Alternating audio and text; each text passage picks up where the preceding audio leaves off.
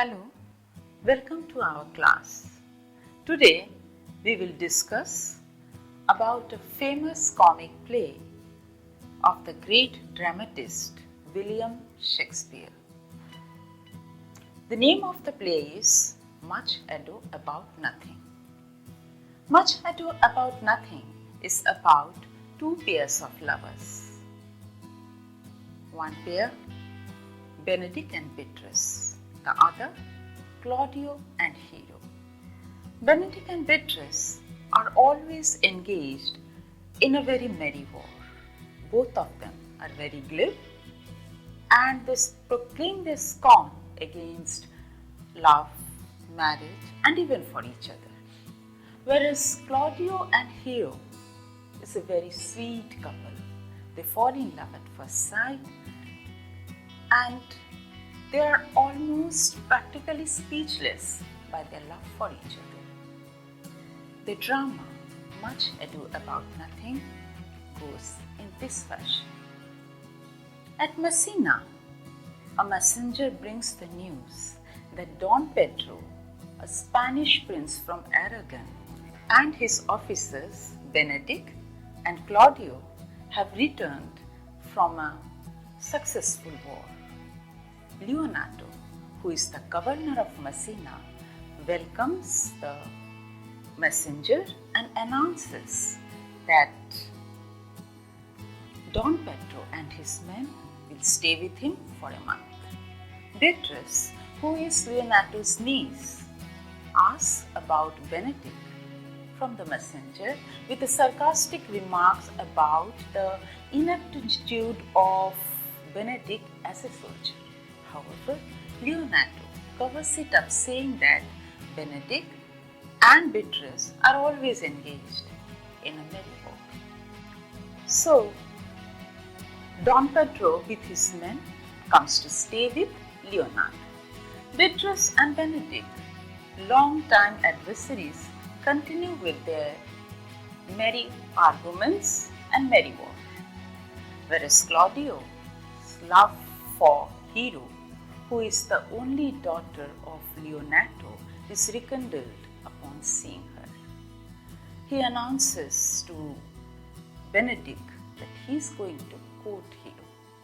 However, Benedict dissuades him, tries to bring him back from Hero's love, but he is unsuccessful in his effort because Don Pedro is constantly encouraging Claudio regarding his love towards Hero.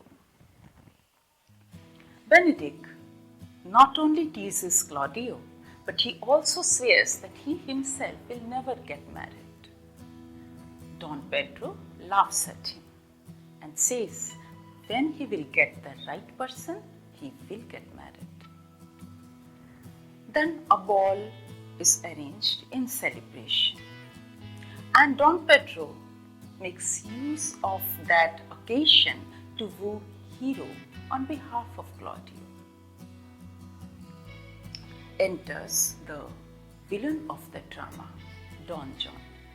Don John is actually the illegitimate brother of Don Pedro. He's a very malcontent, discontent kind of person who's never happy with himself, and he doesn't like it when others are happy.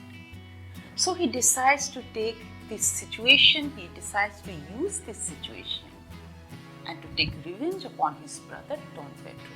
So he goes to young Claudio and complains that actually Don Pedro was wooing Hero for himself. Claudio is furious and he confronts Don Pedro. However, this confrontation based on a false basis dies out soon and Claudio wins Hero in marriage. Now, Don Pedro, almost bored by the feeling of waiting for a week for the wedding, decides to pass the time in a very fruitful manner. So they decide to make a matchmake between Beatrice and Benedict. For this, they have a plan. Don Pedro and his men his friends, they talk about Beatrice's love for Benedict, while fully knowing that Benedict was actually overhearing and eavesdropping their conversation. Similarly, in the same manner, the woman led by Hero does the same to Beatrice. They converse that how much Benedict is in love with Beatrice, but he is afraid since Beatrice is a very proud woman and she might object, knowing fully well that Beatrice was overhearing their conversation and she was also eavesdropping. As a result, both Beatrice and Benedict, not wanting to be known as someone who is very proud, decide to requite their love. Meanwhile, Don John plots to ruin the marriage of Claudio and Hero. He hatches a plan, a conspiracy with his allies, Borachio. Borachio courts Margaret, who is actually the chambermaid of Hero. Now, Borachio goes to Hero's bedroom towards the open window of Hero's bedroom and calls Margaret with the name of Hero. Meanwhile, Don John brings Don Pedro and Claudio downstairs and they hear that Borachio who is actually talking to Margaret, but he is addressing Margaret as Hero. These two men, Claudio and Don Pedro, they are forced to believe Hero's infidelity. As a result, next day, in the marriage hall, Claudio refuses to marry Hero and insults her publicly before a stunned congregation. Everyone listens in silence, and as everyone gasps while Don Pedro and Claudio they insult Leonardo and his daughter. Hero gets unconscious. After Claudio and Don Pedro leaves, Hero regains her consciousness, only to be reprimanded and abused by her father. But the presiding friar, who is the messenger of God, he realizes that something is wrong somewhere and he is very convinced about Hero's innocence. So he convinces the family to fake Hero's death so that the truth can come out and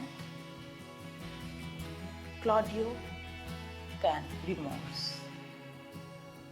Now, harrowing or horrified by the day's development, Benedict and Beatrice, they confess their love for each other. And Beatrice asks Benedict to slay Claudio because he has insulted her cousin.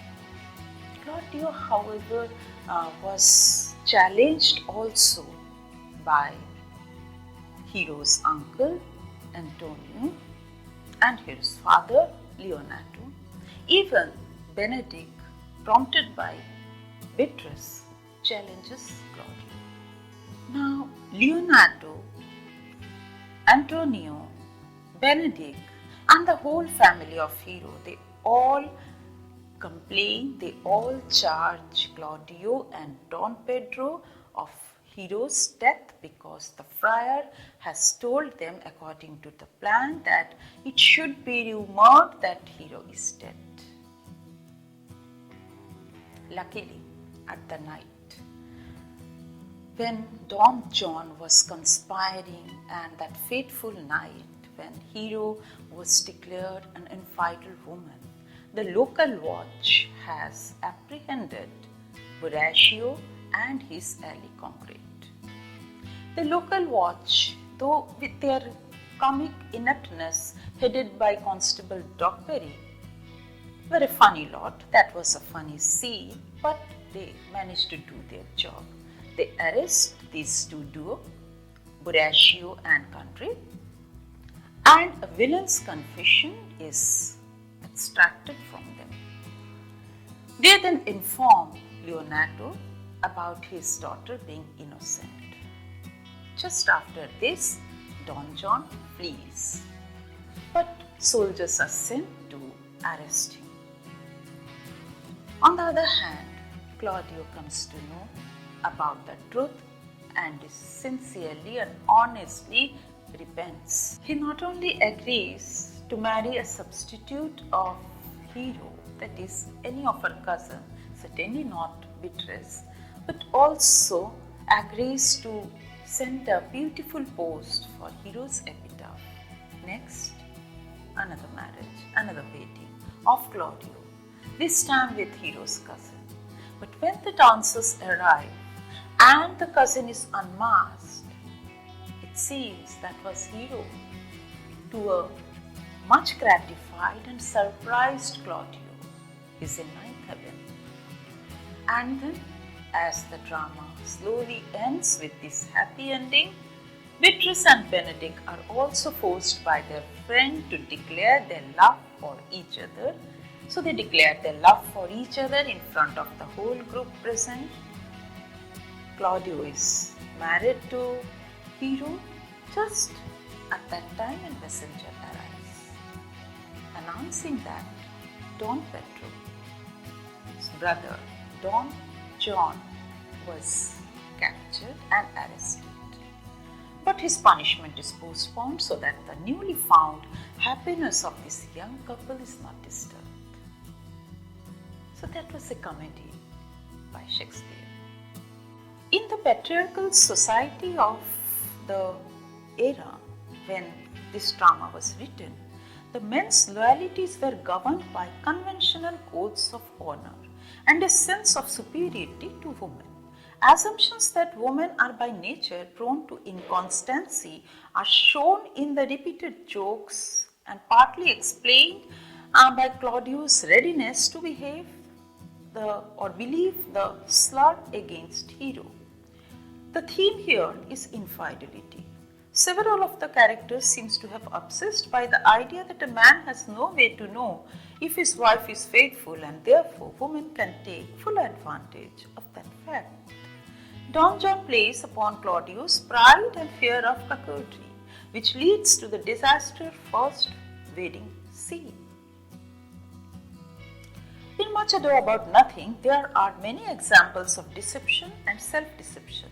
The games and the tricks played on people often have the best intentions to make people fall in love, to help someone get what they want, or to make someone realize their mistake. However, not all are meant well, such as when Don John convinces Claudio that Don Pedro wants Hero for himself, or when Horatio meets Hero in Hero's bedroom window.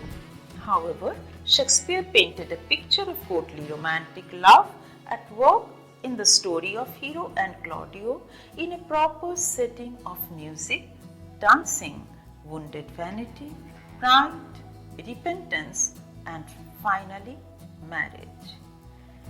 Yet beyond this, he has put together a little world in a level of society which makes the drama universal. Thank you for being with us. Goodbye till we meet with another fabulous piece of